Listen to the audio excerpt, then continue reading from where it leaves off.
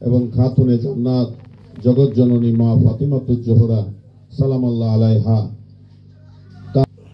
ওয়াইসি পাকের পিতা এবং মাতাকে স্বপ্নযোগে নির্দেশনা দান করেছিলেন যে তোমাদের অনাগত সন্তান আশেকে রাসূল হবে, অত্যন্ত উঁচু মর্তবার আল্লাহর ওলি হবেন এবং মওলা আলী পাক তার পবিত্র নামের সঙ্গে নাম মিলাইয়া এই সন্তানের নাম রাখার জন্য তিনি নির্দেশনা দিলেন যে এই নবাগত সন্তানের নাম রাখবে ফতে আলী।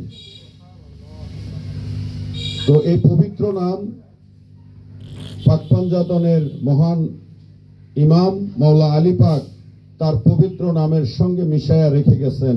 সুতরাং বোঝাই যায় যে তিনি কোন মাকামের আল্লাহওয়ালা, যে তিনি মা ফাতিমার সেই পবিত্র বাগানের সেই অসংখ্য অলিয়া উলিয়ার মাধ্যমে সেই আল্লাহদের রাসূলগণ যে পবিত্র বাগান সুসজ্জিত হয়েছে, সেই বাগানের ফুটন্ত গোলাপ হলেন আমাদের রাসূলুন্নামা ওয়াইসি পাক হুজুর।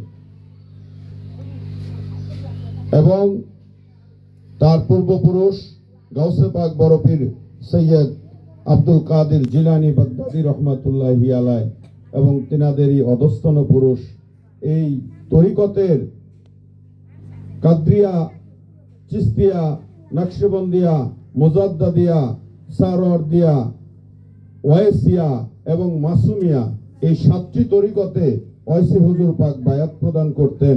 যাকে যে তরিকায় বায়াত দিতেন তার ভেতরে সেই তরিকার বিশেষ ফায়েজ এবং বৈশিষ্ট্য সমূহ প্রকাশিত হইত। এজন্য রাসূলুন্নামা ওয়াইসি পাককে জামে নেসবতের সাহেব বলা হয়। সাহেবে জামে নেসবত, সমস্ত নেসবতের একত্রীকরণ যে মহান আউলিয়ার মাধ্যমে সংগঠিত হয়েছে, তিনি হলেন হযরত শাহ সুফি সৈয়দ ফতে আলী ওয়াইসি হুজুর পাক। এবং এই আমানত, এই জামে নেসবতের আমানত তিনি তার স্নেহময়ী কন্যা কুতুবুল আকতাব দর্রে মাকনুন হযরত সৈয়দা জোহরা খাতুন রহমাতুল্লাহ আলাইহা আম্মা জানের উপর ন্যস্ত করে যান। যে কারণে আমরা এখনো মোরাকাবায় তার পবিত্র নাম উচ্চারণ করার আগেই বলি, জামে নেসবতের আমানতদার কুতুবুল আকতাব দর্রে মাকনুন হযরত দাদি পীর আম্মার দোয়ার বরকতে মুর্দাদেল জিন্দা হইতেছে, আল্লাহর তাইদ ও মদদ আসিতেছে। সেই মহান ওলি আমাদের বাংলার রাবেয়া বসরি যাকে বলা হয়, ফাতেমায়ে সানি এবং আওলাদে ওয়াইসি পাকগণের সকলের কদমে আমাদের শুধুমাত্র চোখের পানি নজর দেওয়া ছাড়া আমাদের আর কিছু করার নাই।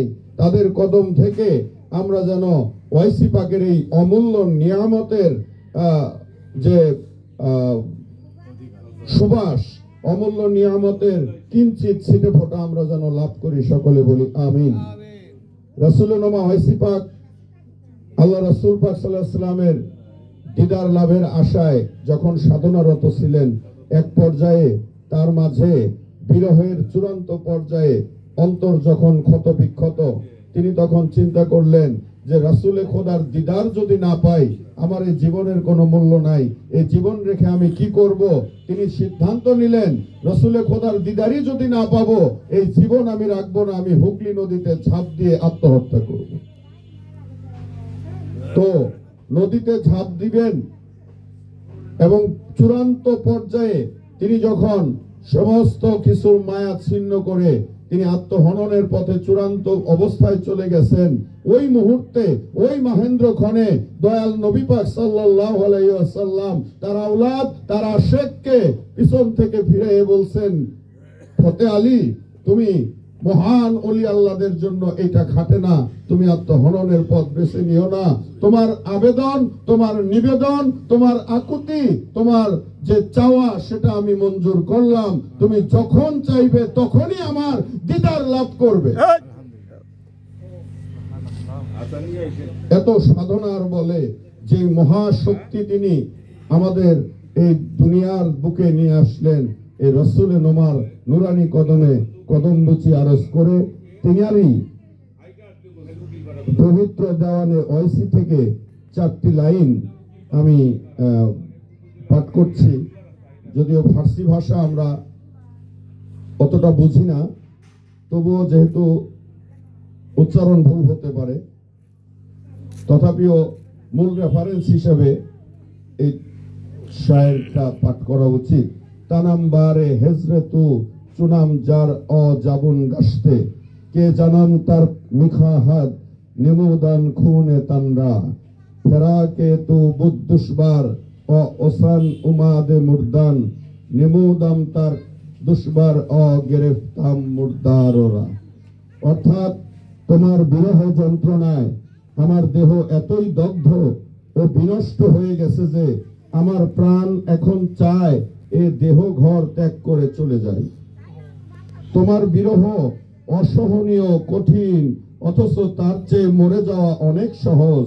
তাই কঠিন বিরহ জ্বালাকে বাদ দিয়ে বরণ করে নিলাম মরণকে। এইটা তিনি যখন নদীতে ঝাঁপ দিয়ে আত্মহত্যার পথ বেছে নিয়েছিলেন, উদ্যত হয়েছিলেন, তখনকার হৃদয়ের অভিব্যক্তিটা এখানে ফুটে উঠেছে। দরুদ পড়ুন আল্লাহুম্মা সাল্লি আলা